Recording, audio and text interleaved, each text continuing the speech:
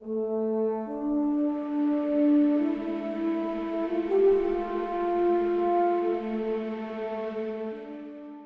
up guys, I'm Shane and this is Spare Change. Here on the channel, we discuss all things audio and video, like new movies and new AV equipment. So if it's your first time here, consider tapping that subscribe button for new weekly videos. In for a review, we've got the Star Wars Trilogy on 4K Blu-ray. That's A New Hope, The Empire Strikes Back, and Return of the Jedi. I won't be reviewing the movies themselves, since I'm pretty sure you've already seen them. I'm just going to be sharing with you my thoughts on the video and the audio quality. Now for a few tech specs. All three were shot on 35mm. They've got 4K DIs. They're rated PG. Runtimes are 125, 127, and 134 minutes. Aspect ratios are 239:1, hence they've all got black letterbox bars. Well, if you picked up the prequels on 4K, I'm pretty sure you're aware that they're all kind of average transfers.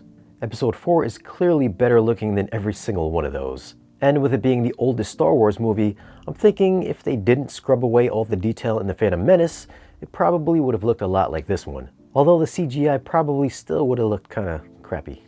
Anyways, episode 4 has got some great detail in it for being such an old movie. A lot of those close-up shots could almost pass for a currently shot film.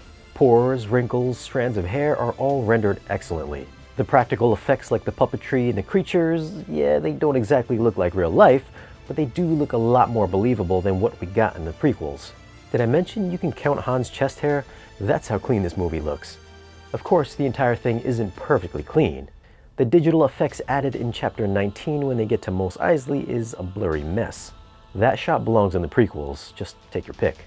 I should also mention that all the extras that are on the Disney Plus versions are the same on these discs. Now, since these are all shot on film, you will see a very light layer of grain through most of the best looking shots. There does look like there's some noise reduction being used, but it isn't as aggressive as in the prequels. There are a lot of shots that are really detailed, and there are a lot of shots that are really soft and blurry, so it's a mixed bag throughout. As for HDR, it's in HDR10 and not in Dolby Vision like the Disney Plus streams, and this goes for all the movies in the collection. This isn't a bright, bold HDR transfer. You'll see some more subtleties and highlights, most notably the bright sands in Tatooine, and black levels are deeper as well. The color palette remains natural, and spectral highlights from explosions or lightsabers aren't going to blow you away. If you've seen the Disney Plus versions, then really not much has changed. I think you'll notice the HDR is the same in Episode 5 as well. There's added nuances to the brightest shots, as you'll see during many of the shots on Hoth. The darker shots have added depth and increased contrast levels. Still, no crazy vividness, just natural colors throughout. Detail-wise, I'm going to give the slight edge to this movie over Episode 4. Sharpness and clarity I thought looked pretty much the same, but I thought there were more shots overall that were more detailed in this one. If you look closely enough, you'll be able to see where it says New York on the bottom of Luke's lightsaber. Noise reduction seems to be in use here as well, and again, it isn't as severe as it was in the prequels. You'll also see a thin layer of grain, but details are all there.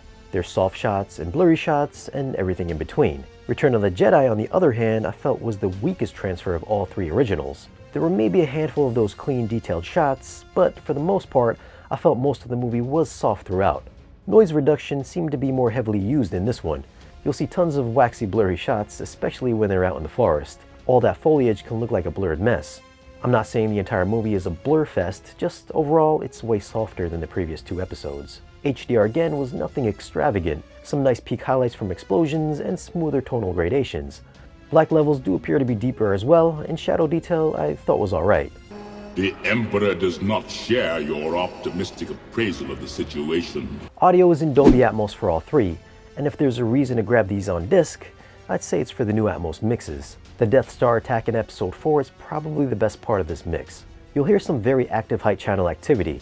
When X-Wings and TIE Fighters move throughout the soundstage, they fly from speaker to speaker, and you'll hear lasers shoot past your ears. When the Death Star explodes, it reaches down deep and will give your subs a healthy workout. The trash compactor scene in Chapter 35 is another standout scene with some excellent atmospherics. If you listen for it, you'll be able to hear the little sounds move throughout your listening space, and it makes you feel like you're in a confined area. The same goes for Episode 5. There's excellent overhead effects to give you that outdoor, you're in the swamp feel when you're in Dagobah. You'll hear creatures moving around through different speakers, and it has an almost creepy outdoor vibe. Another cool effect is when the AT-ATs are walking above the hideout. You can actually hear them stomp above your head, and some debris will fall to the lower channels. There's a bunch of these cool little sound effects scattered throughout if you've got an Atmos setup. Now probably the best sounding thing in episode 6 is going to be the speeder bike scene. Trees zip by in the lower and height channels, and the sound of the engines have never sounded better. Lasers whiz past your head, and explosions carry some good extension. The space battle in the third act is another standout. Lando flying through space taking out TIE fighters is kinda what you think of when you're listening to a Star Wars movie. Ships fly in 360 degrees in every speaker and should give you that immersive audio experience. Bass response for all three movies get a nice upgrade as well, and it can dig just as deep as movies made today. Soundstage and detail get progressively better as you move on through each episode. I should also mention as well, since these are older movies, the sound effects can sound their age. They're not as dynamic sounding as the current Star Wars movies, so they can sound somewhat flat and maybe a little hollow at times. That being said, for audio, I'm gonna go Episode 4, 8.0, Episode 5, 8.1, and Episode 6, 8.6. These all sound cleaner than their Disney Plus streams. As I mentioned, the sound effects can sound old at times, but given the age of these movies and the new Atmos mixes, I don't think they've ever sound better. Height effects are used more than modern movies, and the immersiveness is some of the best out there. If you've got an Atmos setup, I think these are definitely worth a purchase. For video, I'm gonna go Episode 4, 8.5, Episode 5, 8.6, and Episode 6, 7.9. These are some great looking transfers. Well, the first two are at least. There's some excellent detail and clarity, and the color palette gets cleaned up as well. Now these aren't going to be 4K showcases or HD or demo material, but if anything, if you are a Star Wars fan, then these are the best versions out there you can buy straight from Disney. Like I said, if anything, the new Atmos mixes make these a worthwhile purchase, and they do look and sound better than the Disney Plus streams. Well, those are my thoughts on these long-awaited 4K Blu-ray releases. What did you guys think of them? And are you content with the Disney Plus streams, or are you going to go with the physical copies? Leave a comment and let us know.